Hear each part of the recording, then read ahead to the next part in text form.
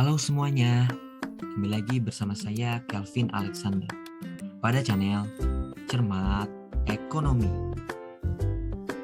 Pada video pembelajaran kali ini, kita akan membahas mengenai bunga atau interest. Terdapat 4 topik yang akan kita bahas. Yang pertama, apa itu bunga? Yang kedua, apa itu BI rate? Yang ketiga, fungsi dari BI rate? Dan yang terakhir, tujuan dari BI rate. Langsung saja kita mulai ya pembahasannya.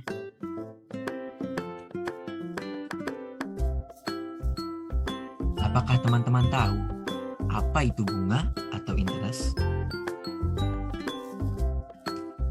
Langsung saja kita lihat dari pengertiannya.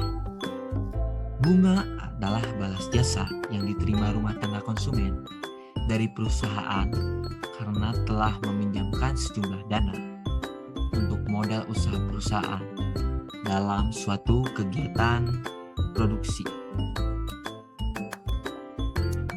Jadi bunga ini adalah balas jasa yang diberikan suatu perusahaan kepada konsumennya sebagai timbal balik dari peminjaman uangnya kepada perusahaan. Apakah di sini teman-teman tahu apa itu suku bunga BI rate?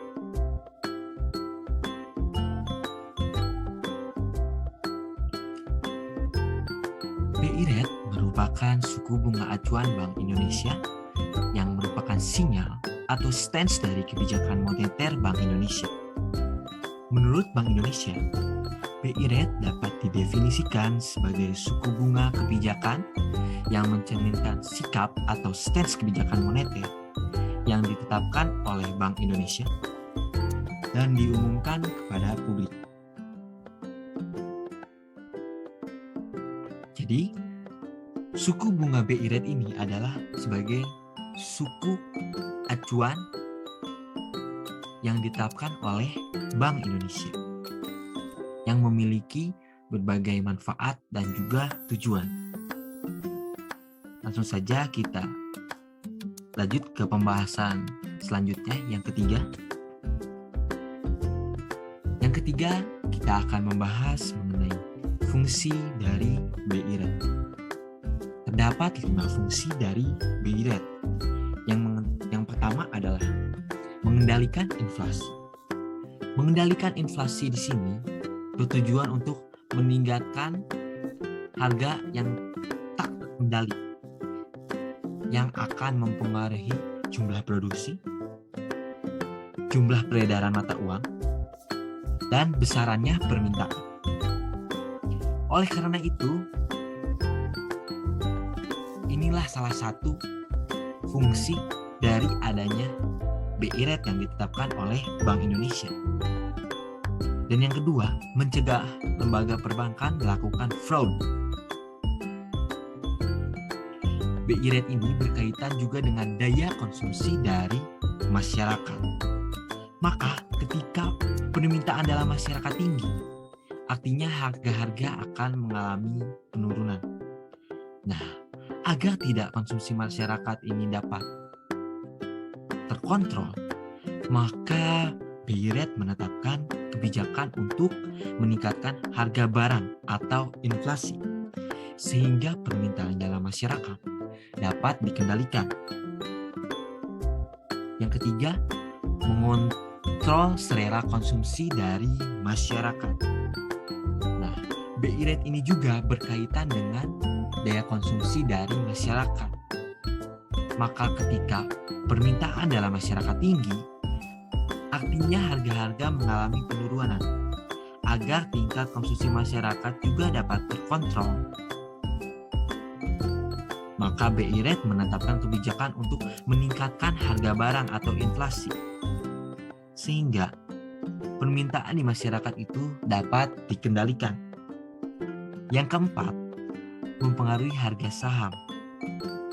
Fungsi BI rate yang dimaksud mempengaruhi harga saham, pengaruh BI rate terhadap saat yaitu sangat sebanding dengan peningkatan daya konsumsi masyarakat yang akan menjadi naik. Nah, maka lubang barang yang terus meninggi memberikan keuntungan tersendiri bagi produsennya. Maka akibatnya saham perusahaan akan menjadi meningkat karena labanya pun mengalami peningkatan.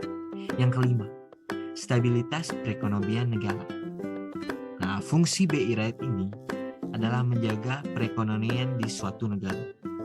Maka kegiatan ekonomi sehari-hari tidak dapat dilepaskan dari peranan BI rate itu sendiri. Maka kebijakan BI rate harus mempertimbangkan kestabilan ekonomi dalam suatu negara. Selanjutnya kita akan membahas tujuan dari BI rate.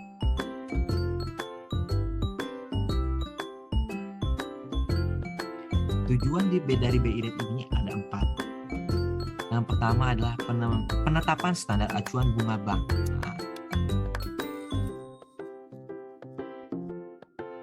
Seperti yang telah kita ketahui, bahwa BI rate ini adalah standar pendukung dalam perbankan.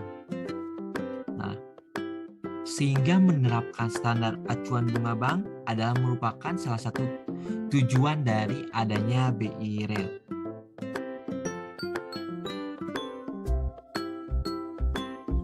Jika tingkat BI rate meningkat, maka suku bunga BI rate juga akan naik.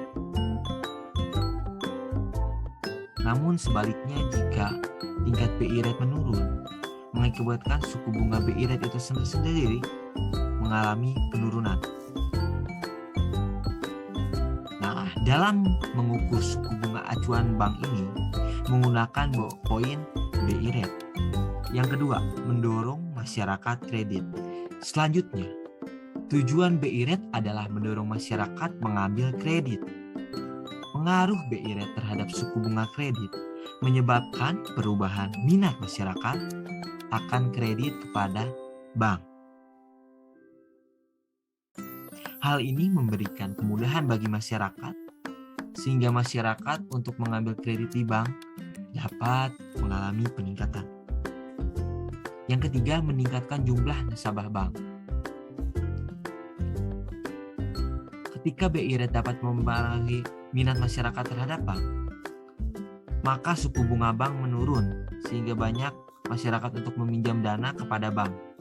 Oleh karena itu, tujuan BI rate adalah meningkatkan jumlah nasabah bank sehingga tercapailah tujuan dari BI rate itu sendiri. Yang keempat, menambah pendanaan bagi perputaran bisnis. Tujuan BI rate pada poin yang terakhir ini adalah untuk menurunkan suku bunga kredit perbankan yang membuat masyarakat berbondong-bondong untuk mengambil kredit di bank. Kehadiran BI rate ini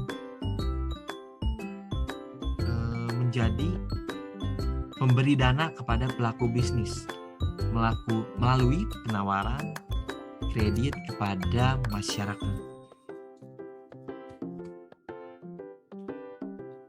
Mungkin cukup sekian yang dapat saya sampaikan. Selamat bertemu kembali di channel Cermat Ekonomi bersama saya, Gavin Alexander. Bye-bye.